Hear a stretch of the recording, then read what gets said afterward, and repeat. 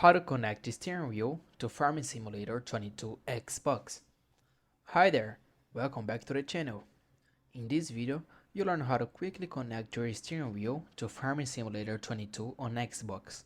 Whether you're using a Logitech, Justice Master, or another supported wheel, I'll walk you through this step-by-step process to get started.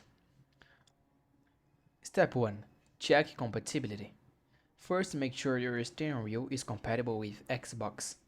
Look for Xbox licensed wheels like the Logitech G923, Trusted Matters TMX or TX, or the Horde Overdrive. Step 2. Connect the wheel.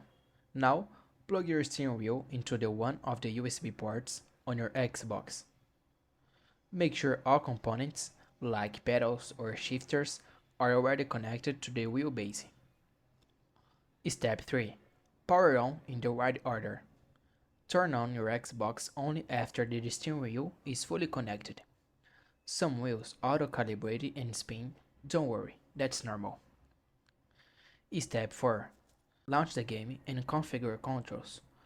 Open Farming Simulator 22.